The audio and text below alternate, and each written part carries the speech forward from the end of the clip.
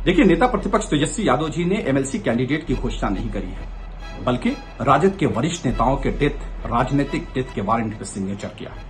नमस्कार, news for nation देख रहे हैं आप। मैं हूं आपके साथ रश्मि। बिहार में 7 सीट पर होने जा रहे विधान परिषद के चुनाव को लेकर आरजेडी ने 3 सीट पर अपने उम्मीदवारों के नाम की घोषणा कर दी है, लेकिन इस घोषणा के साथ ही बिहार में सियासी बवाल शुरू हो गया है। आरजेडी पर निशाना साधा जा रहा है और साथ ही साथ सत्ता पक्ष के लोगों की तरफ से ये कहा जा रहा है कि तेजस्वी यादव अपने वरिष्ठ नेताओं की राजनीतिक हत्या करने की कोशिश में जुटे हुए हैं और यही वजह है कि ये 3 नाम जिस तरह से आरजेडी ने घोषित किए हैं, इसका बड़ा असर आरजेडी के नेताओं के राजनीतिक करियर पर पड़ेगा। क्या कुछ कहना है हम के प्रवक्ता दानिश रिजवान का, सुनवाते हैं आपको।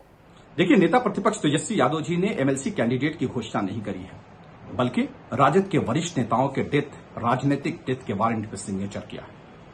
श्याम रजक को दरकिनार करने के लिए रजक समाज की एक ऐसी महिला को, हाशिए की महिला को उठाकर के ऊपर रख दिया, जिससे श्याम रजक जी का राजनीतिक वजूद खत्म हो जाए।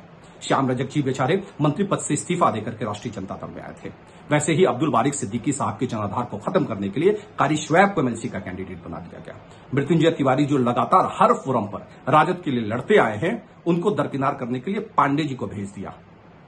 ये लोग राजनीतिक हत्यारे हैं।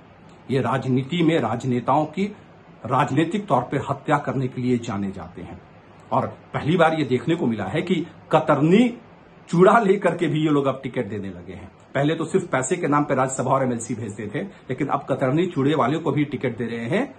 ये राजनीतिक पाप सिर्फ और सिर्फ राजद में हो सकता है और किसी राजनीतिक दल में नहीं हो सकता है। अभी भी मैं राजद के वरिष्ठ नेताओं से आग्रह करूंगा कि अपनी डूबती हुई नैया को बचाइए, नहीं तो कोई खेवनहार नहीं मिलेगा। तो बता दें कि दानिश रिजवान ने साफ तौर से कहा है कि मुन्नी रजक को सिर्फ और सिर्फ टिकट इसलिए दिया गया है ताकि श्याम रजक का पट्टा काटा जा सके। इसके साथ ही अब्दुल बारी सिद्दीकी को जो है खत्म करने के लिए कारी सोहेब को टिकट दिया गया है और इसके साथ ही मृत्युंजय तिवारी जो हर एक मुद्दे पर बेबाकी से बोलते हैं, उनके राजनीतिक करियर को खत्म करने के लिए अशोक कुमार पांडे को विधान परिषद का टिकट देने का फैसला तेजस्वी यादव की तरफ से लिया गया और यही वजह है कि इन 3 नाम के घोषणा के साथ ही अब सत्ता पक्ष के लोगों का कहना है कि जिस रणनीति के तहत आरजेडी आगे बढ़ रही है, इससे आरजेडी का ही नुकसान होगा। खास करके अपने नेताओं के साथ आरजेडी गलत कर रही है और यही वजह है कि इस वक्त